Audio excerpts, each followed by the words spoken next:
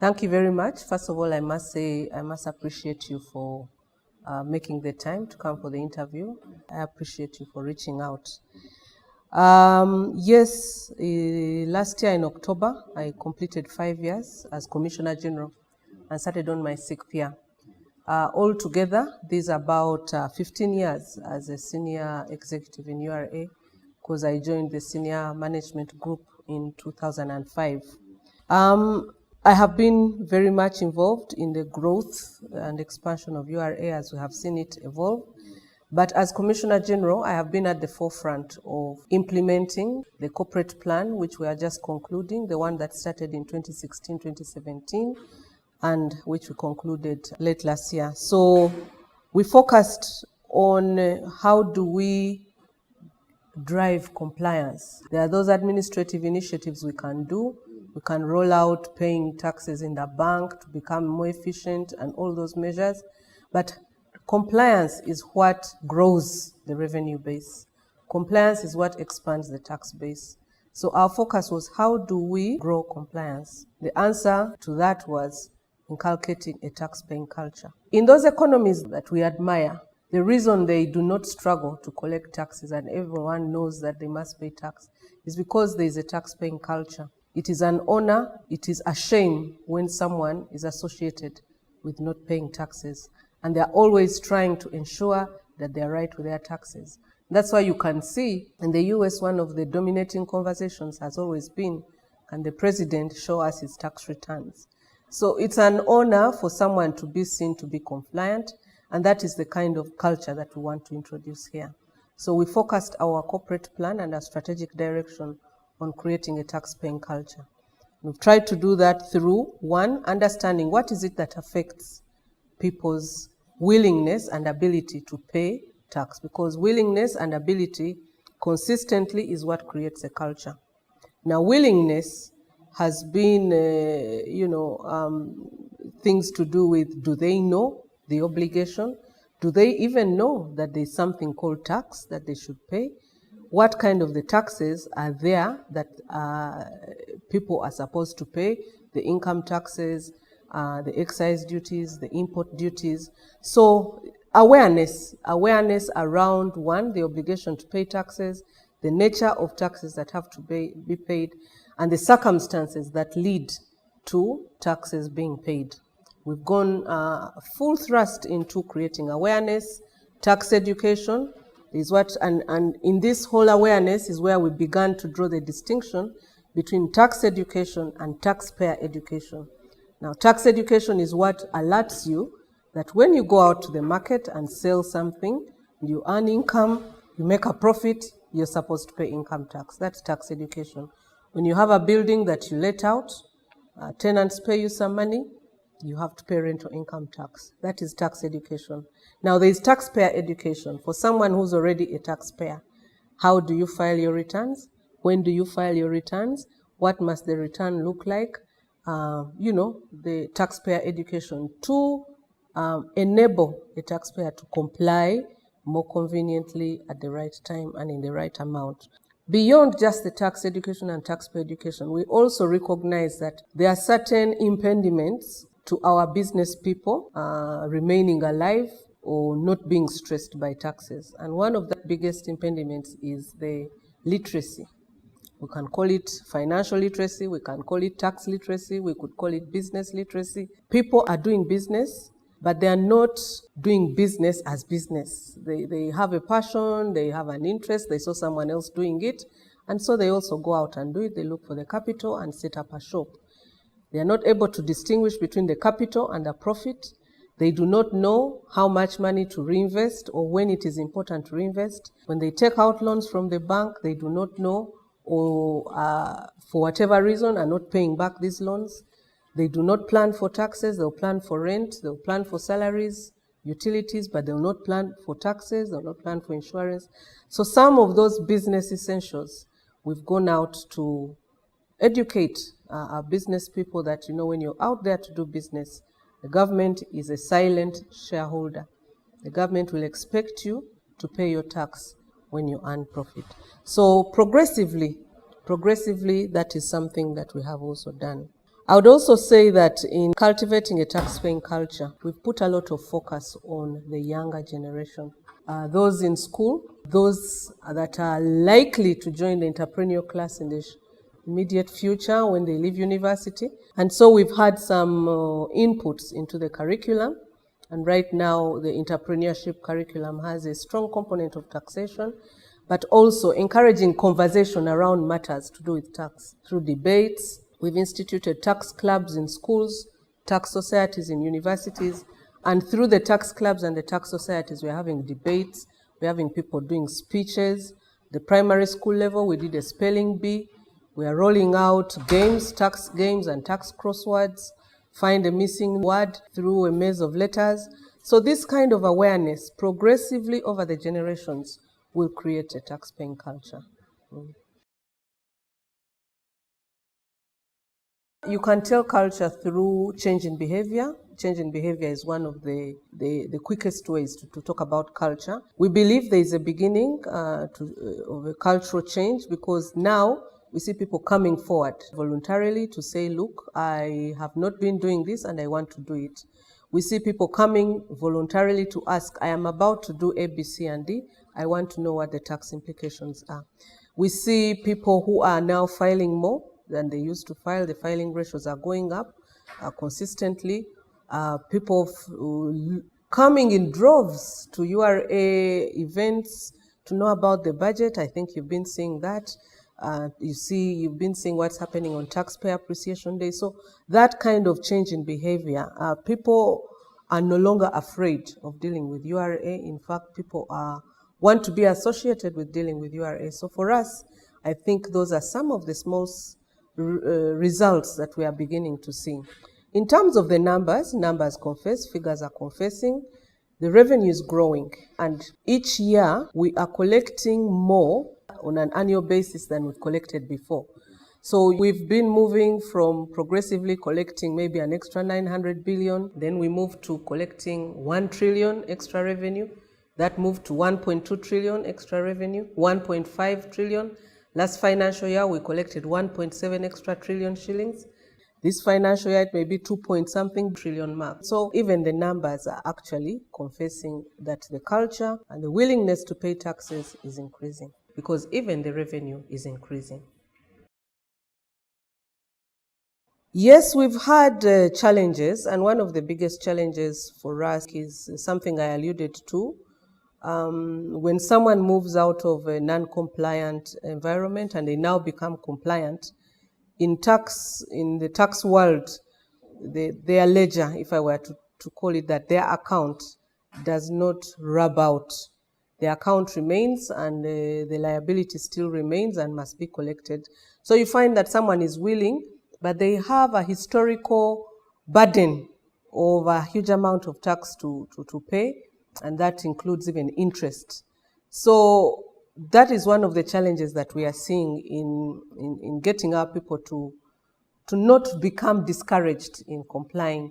Because, for example, someone comes up and they want to pay their taxes, you tell them that, yes, for this financial year or last financial year, 18-19, they're supposed to have paid 20 million, they pay the 20 million. But because they had not paid for the previous years, the burden that they need to pay is maybe 35 billion. And they're like, look, where do I get 35 billion from? They're a small taxpayer, they want to grow big and they want to get government contracts, but they still have that. So that's a challenge. But it is making us think about what can we do to change the policies, to change the laws. One of the things that has come out to ensure that, previous tax obligations which are not yet cleared do not stifle business is we freeze interest to a certain amount of money so that the interest cannot exceed maybe the principal amount. 2, we allow people to pay taxes in installments. And when they are on a journey of compliance, we do issue them with tax clearance certificates and they are able to, to compete for government contracts which are lucrative. Another challenge we get is, of course, the economic strain has a bearing on how people are able to pay their taxes. Taxes are a matter of cash flow for many businesses, especially VAT. So people are out there doing business, they have delivered a service, they have supplied goods, but maybe they have not been paid because their client also has cash flow issues. Now, because they haven't been paid, we expect them to account for VAT, but because they don't have cash, they're not yet able to account. And those are some of the issues that economically create a bit of strain on taxpayers. It's an ongoing conversation on how we can enable them to pay, and we are also looking at financial institutions that are able to come through with bridge financing to enable our clients to meet their tax obligations even as they wait for their own clients to pay them. Resourcing of URA is never sufficient. We are like Oliver Twist, we always want more. The budget has been growing, and I am appreciative to the Ministry of Finance for that, but it is not the amount that we need. Mindful, of course, that there are other demands on the government. But because of those shortages in financing, we are not able to roll out the numbers of staff that we need. And revenue is a function of visibility. In some areas where we are very thin on the ground, it's commensurate to their compliance levels also. The borders is an example. We have a very huge border mass in Uganda, on the water and on land, but we do not have custom stations in all those places. And because of that, smuggling continues unabated in some of these areas until we are able to send enforcement teams there to camp, and then you can collect something. So resourcing is an issue, and we are looking at how to continue revamping the budget of URA to be able to cover all those issues.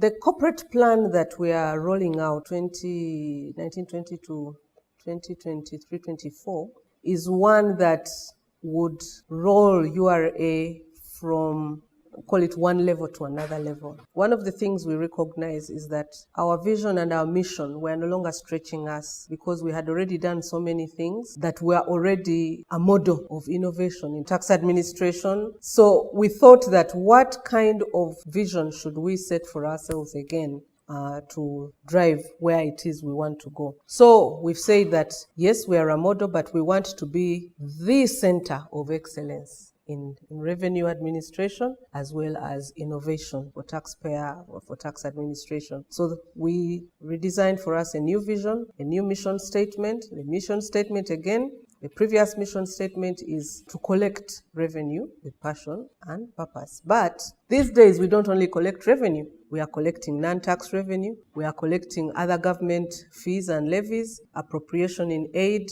There are certain services we offer which are not necessarily revenue services. We are very heavily involved in taxpayer education. So we said, no, URA, whatever through our platforms, our customer service, our brand, our offerings to the public in whichever way they are, we must provide a delightful environment so that when people come to deal with us, not only do they get satisfied for the reason that they came, but they also enjoy their experience with us. And because of that, we are going to provide that kind of experience in trade facilitation and also revenue administration. Because now customs does not only collect revenue anymore. And over the length of the next 4-5 years, customs is going to be a function of trade facilitation and border security or border control. So when people deal with us, we have to provide an environment where not only do they get what it is they came to do, but they also live when they are feeling good about interacting with us. Another aspect to the next period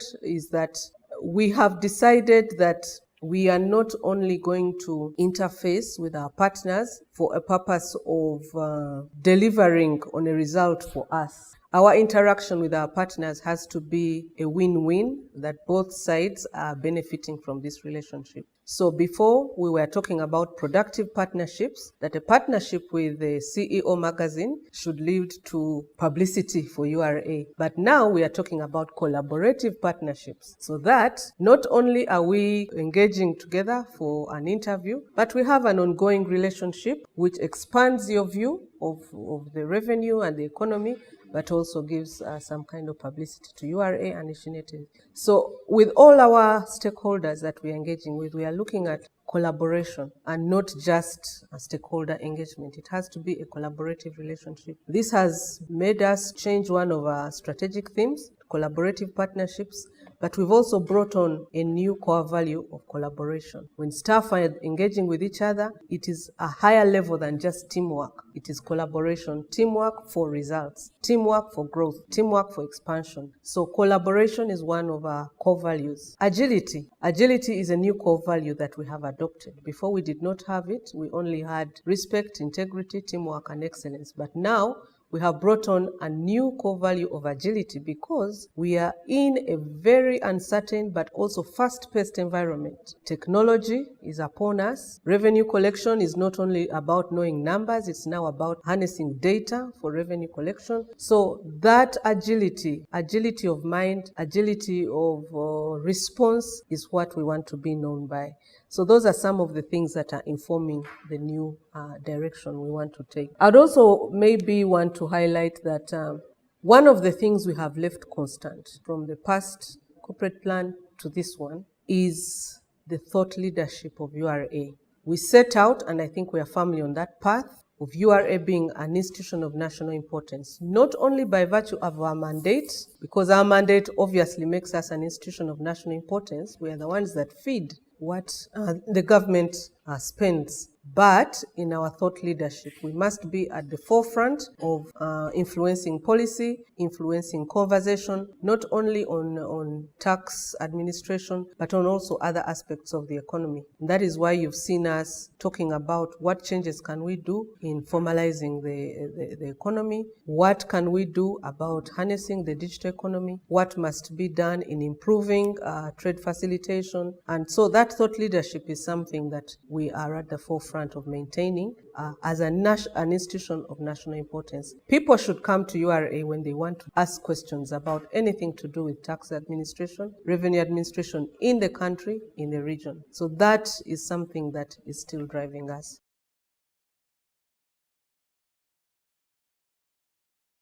We determined a number of years ago, and this was also through the leadership we had, Mrs. Allen Kajina, that URA must have a strong focus on leadership development, because by virtue of the work that we do, leadership is key, not only at URA, but also in the growth of URA in the future. In that process, and through the leadership projects we've had, the trainings, the capacity building, leadership development at all levels, we have groomed leaders. We have groomed leaders, and we have supplied leaders to the rest of the country. In one way, it bites us because we build capacity of people and then they get taken away, and people will say, oh, URA is losing its staff. But I think for me, who looks at the glass as always half full, I see it's a good thing, because then we are infusing the culture of leadership and strong leadership and good leadership in other institutions of the country. So we are actually growing the country as far as that is concerned, and I think there is ample evidence to that effect. The other advantage to it is that it creates room for succession planning.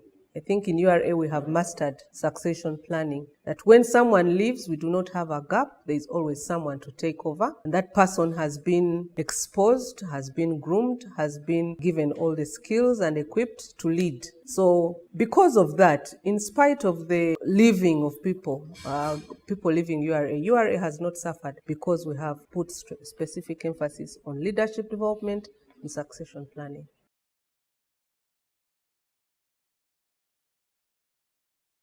Thank you. First and foremost, we need a recognition from the lawmakers, we need a recognition from the policy developers that the environment and the landscape for tax administration has changed. And because this environment and this landscape has changed, we cannot get the same results doing the same things. Technology advancements have kind of put our technology investments, left them a little bit inadequate for us to deal with the changing needs of our taxpayers, of our clients, and also for the staff, but also for the economy at large. Two, the business models, the business environment is also changing. What we used to do in 2004 is so different from what we are doing now. In 2004, we barely had any online transactions. We barely had any electronic commerce. We didn't have the Jumias and the Ubers and the safe borders of this world. But now we do, and we need to deal with those kinds of things. So the business environment is changing. We have lots of small and micro businesses that are turning around the growth of this country. The engine for growth of this country is in small and medium enterprises. And this is a focus that we need to put on. We cannot operate legal frameworks that were targeted to address tax compliance of big taxpayers and not design legal frameworks to target compliance of small and medium enterprises. So those are changes in the business environment that we also have to address ourselves. 3, the capacity requirements of URA are not the same. URA used to be manual. We are now almost 100% automated. So there are certain capacity requirements we need for the data storage, data capacity, data management, data protection, but also security of our IT systems, security, and not only of URA, but of the government systems.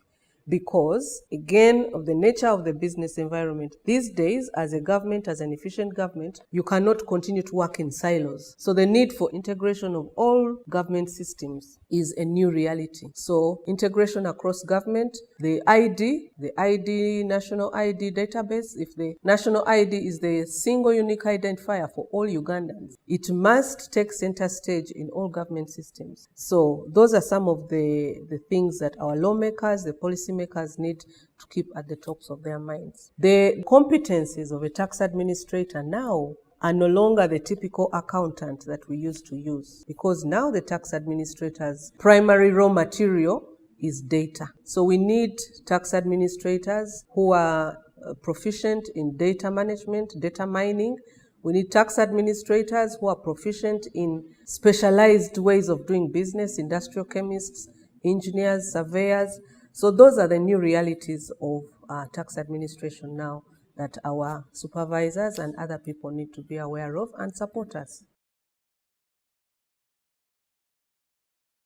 One of the things we have done, and I think for us it's one of the big steps in having the future now, we've put together what we call a data warehouse. We have an electronic system which we call the electronic hub. It's actually a data warehouse, and it is through the data that comes through our systems are stored in the warehouse, and we use that data now for business intelligence, for data mining, and because it is what is informing our next level reforms. Our next level reforms are going to be about predictive assessments. That you, CHAM, the moment you deal with all of us, there is information about you that is stored here. We shall simply send you an assessment. If it's true, you pay. If it's not true, you object. But that predictive assessment, predictive analytics is something that we are preparing for, and indeed we have started on the journey. 2, when we are recruiting now, we are not only looking at abilities to do numbers. We are looking, 1, at abilities to interrogate the numbers that are given to you. We no longer want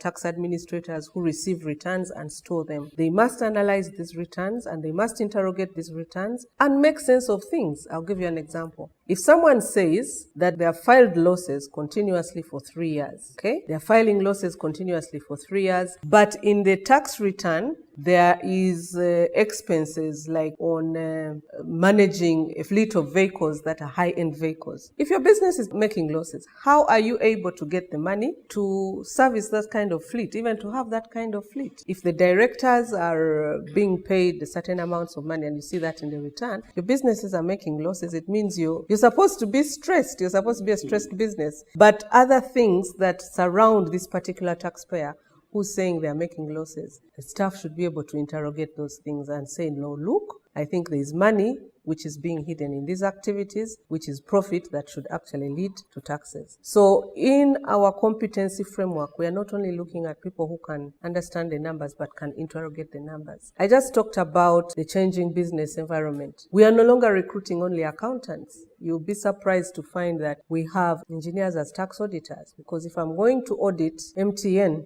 I don't only need to know how the numbers run, I must be able to understand how does a telecom system work. So those are the competencies we are now bringing on board, and I think in so doing we are preparing ourselves.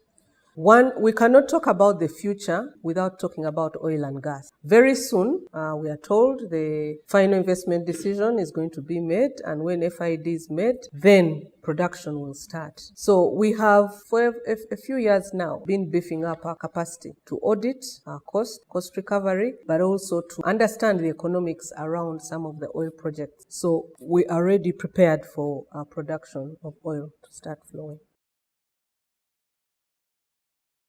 Yeah, remember I talked about the changes in the landscape. One of the changes in the landscape is that progressively, as Uganda becomes more developed, we focus more on increasing our domestic revenues. Reason one being, international trade taxes, which are typically collected through customs, are going down because Uganda is signing many regional agreements. The EAC is one of them. The COMESA is another one. We have a tripartite agreement. We also have, coming on board soon, the African Continental Free Trade Area. So a lot of the goods that are going to be coming into Uganda are going to be coming in at zero duty, meaning that what we are typically collecting customs duty on, in the near future, we will not be collecting duty on that. And that is why we need to replace that revenue with domestically generated revenue. The second thing is that in the past, there was a bit of leaning on development assistance, what people call foreign aid. But those people who are giving us this development assistance are also stressed. They are stressed over there. They have migrant crisis. They have climate change issues. They have so many things they are now dealing with. Other focuses on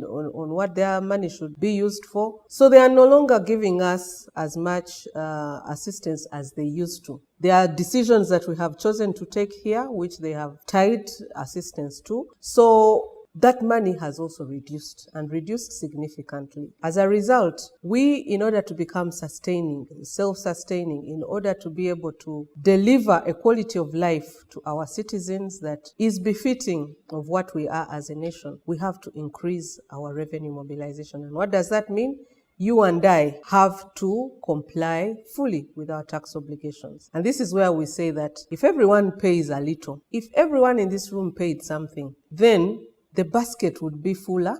And because the basket is fuller, tax rates are going to go down. The few who are paying are also going to have a lesser burden. And that is why we say nobody has to pay too much. Because when more is coming in, there is no need for high tax rates. You see an automatic reduction in tax rates.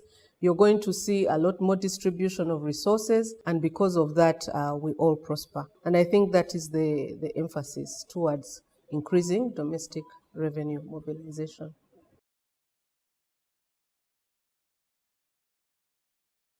One of the things, there are a few things that I'm going to talk about. I'll try to list them. Digitalization. Digitalization is upon us. It is the future that is here now. Not only in terms of the way we do our business, we've heavily digitalized, but digitalization is the new normal. So how are we all prepared as a country to deal with the impacts and effects of and the requirements of digitalization? So that is one. The second is big data, and big data is an outcome of digitalization and using technology. With big data and what they call machine learning, we should be able to do a lot of things that currently we are relying only on manual systems to do. But where are we positioning ourselves as a country? How are we positioning ourselves as a people to take advantage of big data and the impacts of big data that come in, the artificial intelligence, and if it's going to take away some jobs, where are we now looking at where the new jobs are going to come through? Harmful tax competition. Harmful tax competition is something that I think we will have to deal with for a while. What does harmful tax competition mean? In the region, all of us are competing for investors. And therefore, countries A will say, in order to get these investors, I'm going to remove VAT on A, B, C, and D. Then, because that country has removed VAT on A, B, C, and D, all the other countries are going to do that, remove that same VAT, because we are all competing for this investor. Maybe they'll not remove VAT, but they'll remove other taxes, give exemptions, give holidays and whatnot. And this harmful tax competition within the region erodes the tax base. It erodes our ability to increase the revenue we are talking about. But it also creates what they call a race to the bottom, because these people were going to come and invest in your economies anyway, They are more interested in having infrastructure. They are more interested in having costs of business being low, having labor, affordability of labor.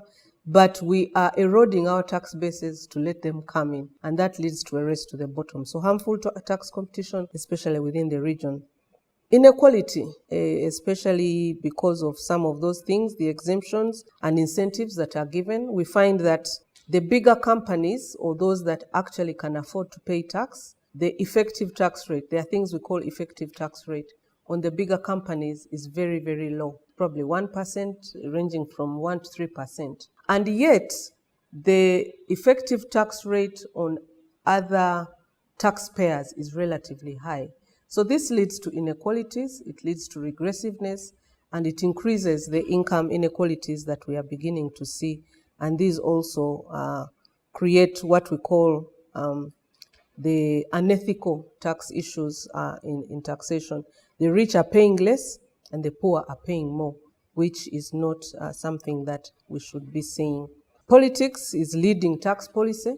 We see a lot of some tax policy coming in for purposes of political expediency. One of the examples I can give, the exemption of income tax on SACCOs, I believe was a political sweetener.